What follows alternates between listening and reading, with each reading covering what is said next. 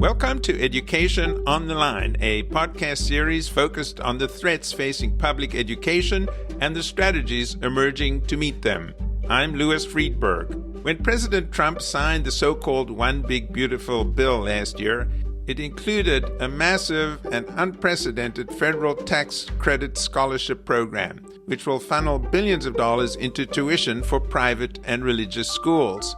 We looked at the program in a podcast episode a couple of months ago, but this week we'll take a deeper dive into this extraordinarily generous program, which many view as a voucher program disguised as a tax credit.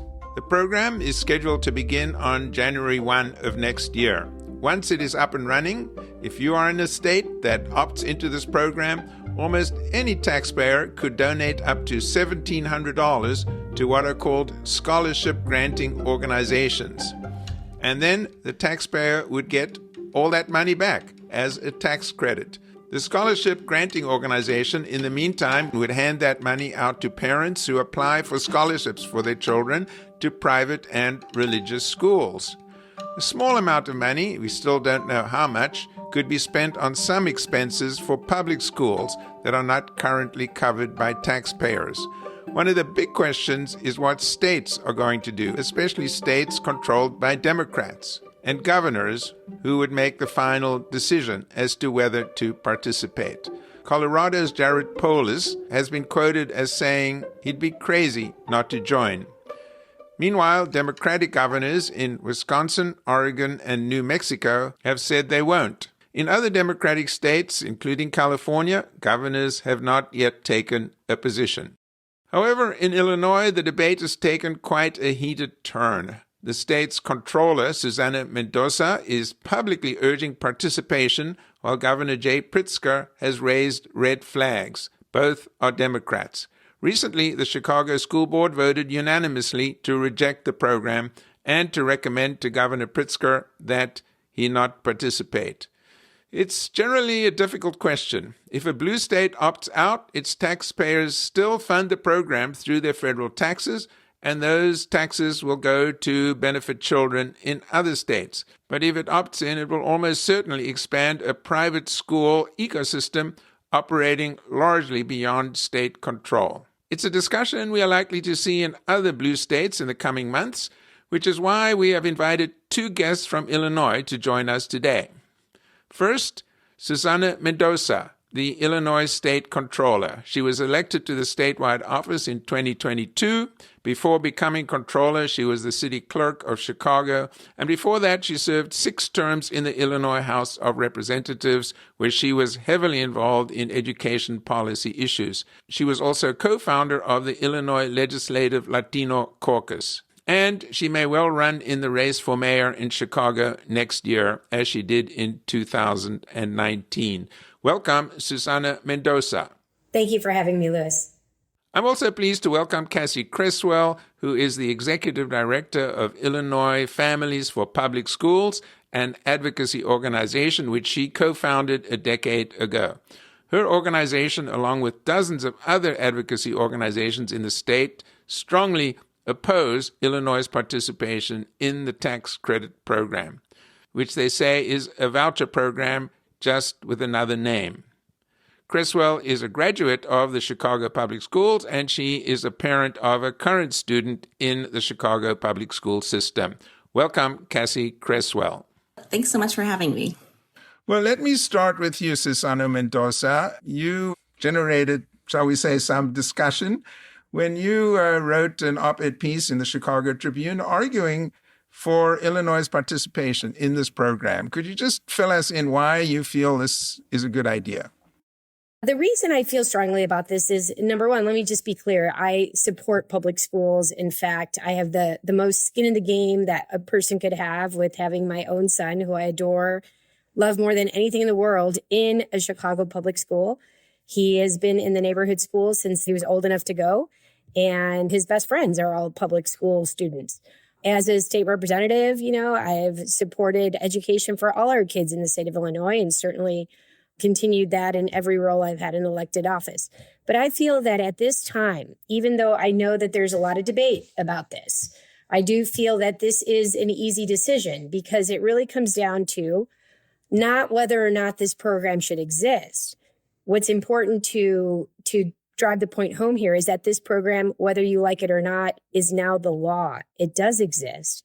And so the only question that we have to ask ourselves here, or that we have any control over, is whether or not the people who donate, who become eligible for this federal tax credit, will in fact see their money stay in the state of Illinois and help both public and private school kids, or if they're okay with their money leaving the state of Illinois to helping public and private school kids in other states, primarily Republican states. So I think as a Democrat and as the mother of a child in Chicago public schools, I would love to see more money stay in our state, go to help kids in both public and private schools, and make sure that Illinois, that frankly gets abused financially by the federal government, when we send more money than we ever get to keep, federal dollars, that is, to other Republican states, I'd like to see our money stay in Illinois. And so this is a pretty simple decision. It's already the law. Congress has passed it, and we need to keep those dollars in the state of Illinois. And just to clarify, because when I've tried to explain this program to some people, it's actually kind of hard to understand. You as a taxpayer can contribute up to $1,700 as a charitable contribution to this scholarship granting organization, and then you get all the $1,700 back, because there's no other charitable contribution like that. This scholarship granting organization would then give out that money to parents who would apply, presumably, to that scholarship granting organization. I could make the contribution, I understand, to another state if my state didn't opt in. So my $1,700 or federal tax money would go to another state. Do I got that basically correct? Absolutely correct. In fact, 165 million Americans file tax returns each year. And so if you were to think about every single taxpayer in the country is now eligible for this $1,700 donation that qualifies for a dollar for dollar tax credit. And so the only thing that happens here is if we do not opt in, then that means that every single one of the taxpayers, regardless of what state they're in, including our own state, who do take full advantage of the tax credit, because you can take the tax credit whether or not the state of Illinois opts in. So even if we don't opt in, you and I would still be eligible for this $1,700 tax credit. The only difference is that every penny of that would go to benefit kids outside of the state of Illinois. Our Illinois dollars would leave Illinois to help fund public school and private school and things like scholarships, help with tuition, help with tutoring, after school programs. The question is, do we want those in Illinois who qualify to send their money out of Illinois, or do we want Illinois' children to benefit from this? And I should just mention that when this bill was first being discussed in Congress, they put a $5 billion cap on how much could be spent. Well, they actually lifted the cap. There is no cap right now. And the estimates range, once this program is fully into effect, up to $50 billion a year, potentially, which is just extraordinary. So we're talking about significant amount of tax dollars that will be going into this program. You're talking about the potential for really significant amounts of money that we choose to say no to, only because I think in large part, this came from the Trump administration. I'll just be clear that my disdain for this president, which I have made public, I'm not certainly a fan, but my disdain for him is, outweighed by my love for the kids in the state and my desire to see the funding stay in the state of Illinois, helping both public and private school kids. It's a no-brainer. Well, let me bring in Cassie Creswell, who is Executive Director of the Illinois Families for Public Schools. Your organization is completely against participation. And, one of the reasons we invited both of you on is that this is really interesting and important to see this debate going on in your state, because this is the kind of debate that there will be in every state that has to choose whether to opt in. And it only goes into effect in January. But between now and then, December, they're going to be issuing regulations. And so this is something that's going to be on the table one way or another within the next few months. So, Cassie Creswell, why are you and many others opposed to participating in this program? So fundamentally, we think that what every family wants as their first choice is a local neighborhood public school located where they live and play.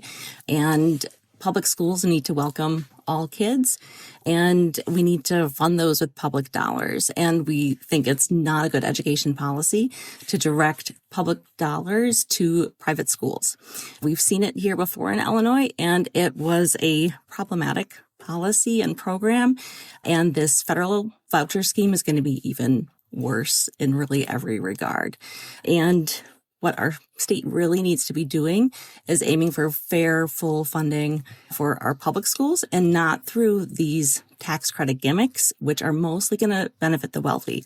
And that means whether they're going to private schools or whether if some of the dollars might go to public schools. We've seen public school voucher programs elsewhere, and they disproportionately still benefit wealthy schools.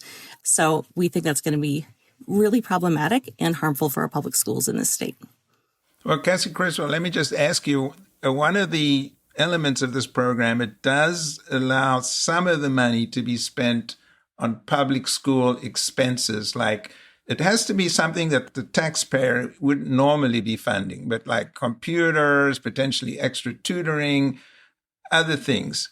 Would that be one argument to try to participate in some fashion? I think that the communities that are going to capture those funds for their public schools are ones that are already have a great ability to capture public and private dollars. To create a scholarship granting organization, you need to set up a 501c3, you need to solicit donations. So, if you are, say, even within Chicago public schools, a couple wealthy schools can band together, create a joint, say, Friends of Two Schools organization, and direct those funds to cover things that wouldn't otherwise be covered by tax dollars. That's really unlikely in a less wealthy set of schools or a school district.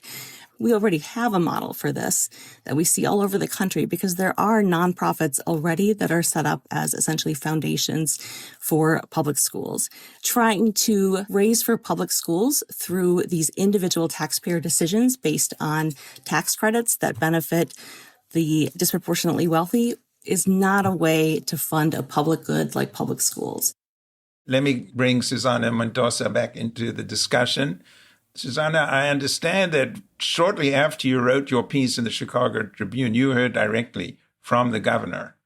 And he said, well, this is going to fund schools that promote anti-Semitism and other things that none of us would support. How would you respond to those concerns?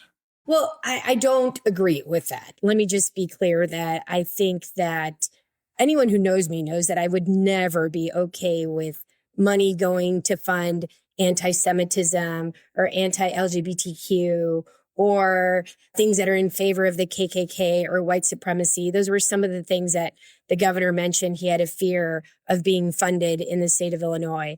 I don't think anyone in their right mind would be okay with money going to that. Making an assumption or insinuating, better yet, that money that goes to private schools is going to be going in large part to fund horrific things is not fair to people who run private schools. I'm a believer that when done correctly, Chicago public schools can do an amazing job teaching our kids. But I also don't hold it against any parent who chooses to send their child to a private school for a myriad of reasons. This law, as written, is very bare bones. There's a lot of details that still have to be filled in, and the IRS and the Department of Treasury are drawing up the regulations right now. Now, we can assume that the regulations are going to come out in a way that's going to favor the Trump view of how school, quote-unquote, choice should work. But one of the issues is, like with this scholarship granting organization, how much control will the states have over saying how the money would be spent? We don't even know how. Do they have to prioritize private schools and religious schools? Would the regs say you can decide, you could spend all the money or 50 or 60% on the public school expenses that we talked about? Shouldn't we be waiting to see the regs, to see what's possible and what's not possible before making a decision? I think that's a fair question, and that would be a fair thing to do. But I do think that if you listen to the debate on this issue, that's not the debate. It's really like villainizing this issue in and of itself and saying that if you support the money staying in your state, opting in, then you must be anti-public schools. And I fundamentally disagree with that. The irony here is that the people that are fighting against this the most are the teachers' unions, many of whom those teachers have their own children going to private schools, including the Chicago Teachers Union president, who made the decision to send her son to a private school. Now, I don't certainly, hold it against her that she did. I just think that it's not fair to villainize private schools when you send your own kids to private schools. I choose to send my son to a public school, and I believe that we should be helping all of our children in the state of Illinois, whether they're in public or private. And even though we don't know all the details, and it's absolutely fair, you do want to see what the final rules are. But that's a different debate than the one that's being had right now, which is whether or not we should opt in at all. I think all of us should be looking to opt in and then have a real voice in influencing what those final regulations are going to look like. And it's easier to do that when you choose to embrace something and say, yeah, this is good for all kids and we should have a say in what the rules are going to look like. But right now, the fight is really, we shouldn't even participate no matter what those rules look like. There's an assumption that it's going to be the worst rules on earth. So I understand the distrust. I have it myself. But like I said, I can put my disdain for the current administration and the fact that most of their policies have wrecked so many things. That's outweighed by what I want to see happen for our kids, which is additional funding. That's what this does. That would include public schools for things like tutoring, uniforms, transportation, tuition, instruments for after-school activities. Those are really important things that a lot of poor kids don't have. And in the district that I used to live in and represent, if the only choice that you have as a parent is to send your child to what is a school that's failing, how is that, good for that parent or that child? We're listening to Susana Mendoza. She is the elected controller in Illinois statewide office, and Cassie Creswell, who is executive director of Illinois Families for Public Schools. Both of them are parents who have children in the Chicago public schools right now. So that gives you a common bond right there. But Cassie Creswell, just as I asked Susana Mendoza, shouldn't we perhaps be waiting until the regs come to see, is there space within those regulations to make this work in Illinois? So the thing is, the regulations are not going to constrain what private schools are doing. Private schools right now, if you're a 501c3, you cannot discriminate on the basis of race. Otherwise, you can pretty much discriminate on any basis you wish. Even schools getting funds through the National School Lunch Program, private schools can discriminate on the basis of other protected categories that public schools can't. That's not going to change when we get the regulations for this program. And the truth is, with the current court setup, if we try to start constraining private schools and saying only private schools that don't discriminate can get these dollars, that is rapidly going to run into legal issues. Who's going to decide which of their discrimination issues are not part of their religious beliefs? We've already seen that in other areas of the law. And so the practicalities of this are that private schools are going to continue to discriminate, and it's just a question of whether we're going to be using our public dollars here in Illinois to fund them again like we did under our previous voucher program. And the regulations aren't going to solve that. And we also, as I mentioned before, the IRS and the Department of Treasury, when they issued their notice of comment in December, made it clear that it was not on the table that states are going to be able to constrict who's operating an SGO in their state, such that you could say, okay, we are only going to have scholarship granting organizations that are benefiting very low income students. We're only going to have scholarship granting organizations that benefit public school students. That's not even on the table. So it is clear that this program is being set up by and designed for big private school funding mechanisms. I just wanted to put another potential opening before closing the door on using this program at all. In a previous podcast, we did interview John Villant, who's director of the Brown Center on Education Policy at the Brookings Institution. My understanding is that states can opt in at any point. It's not like if you decide not to opt in now that you're barred from the program forever. And he is proposing that governors hold off this year. You don't have to jump in right away. At least the first year, see how this operates. And then you could make a decision on that basis. Let me ask Susana Mendoza, any thoughts on that? I think anytime you're leaving hundreds of millions of dollars on the table when you didn't have to, it's a grave mistake. I mean, all of these arguments that have been made would have been great arguments to make to Congress when they were debating whether or not to pass this legislation. At the end of the day, for me, this is just about what's best for the children in the state of Illinois. We should keep that money in Illinois. I could see how this could really affect public schools if large numbers of parents take this money and use it to go to private schools. Won't this lead to more students leaving the public schools and leaving the public schools in a weakened condition? Theoretically, I mean, people have a choice of whether they want to send their kids now to public school or private school. They're already making that choice today. I knew a child who was born in Chicago, went to school K through fifth grade, and in fifth grade could not still speak English. And that's not okay. And so if the only choice that that parent had, which is how I found out about some of these issues, was to send their kid to a school that they knew was not serving them well, how do you tell that mom and dad that it's okay to send their kid to that school? So that's why some parents will choose a different option, whether it's a charter school being run by Chicago Public Schools or they have to pay out of pocket. Families who can't afford to do that have to figure out how to give their kids a shot at the equalizer, which is a good education. I wanted just to get Cassie Creswell's view on whether to wait a year to see how this thing is implemented and then make a decision. So I guess going in with a bit more of an open mind. Any thoughts on that, Cassie? I think we should wait infinitely. It is not a good education policy. Vouchers harm academic outcomes, especially for low-income students. We have seen that everywhere.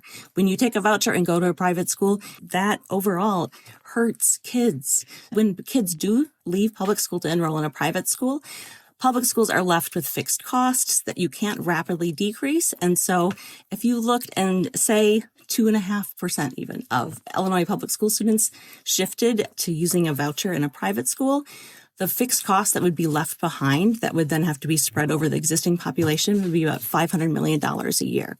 So to make up for that with donations that would then get tax credits is really unrealistic. That's about this sort of shift that we see around the country when voucher programs start up. Ultimately, we are seeing Democratic governors saying no to this. We saw Andy Beshear say that. We saw Tim Walz in Minnesota, Tony Evers in Wisconsin. Wisconsin has had voucher programs for 30, 40 years at this point. They looked at a study of 25 years of voucher programs in Milwaukee. 4 out of 10 private schools that were getting vouchers basically opened and closed during that time. This is not a route to stable schools for low-income kids who need fair funding and full funding. And we're so many billions away from that in Illinois still. This is not a policy solution that fixes that. Well, reading the tea leaves in Illinois, I guess last word to Susana Mendoza, it looks like Governor Pritzker, he seems inclined to reject this at this point. Well, I can't speak for the governor, but I thought it was important to make my opinion as the mother of a son in Chicago Public Schools and as the state's chief financial officers who help make sure that we are running a state fiscally responsibly, that it's important to speak up. And I think for me, this should not be political. It should just be about what's in the best interest of Illinois children and what can bring us more money rather than less money. I'm sick and tired of sending federal tax dollars to red Republican states that don't know how to manage their money and pretend they do. And if anything, on your question about whether we should opt out for the first year and opt in, I would suggest let's opt in. And if it turns out to be this travesty, we could always opt out. But it's better to opt in and not say adios to hundreds of millions of dollars that could be coming into the state of Illinois and helping our children. Well, I want to thank Susana Mendoza. She's the Comptroller for the state of Illinois, for joining us today. Thank you.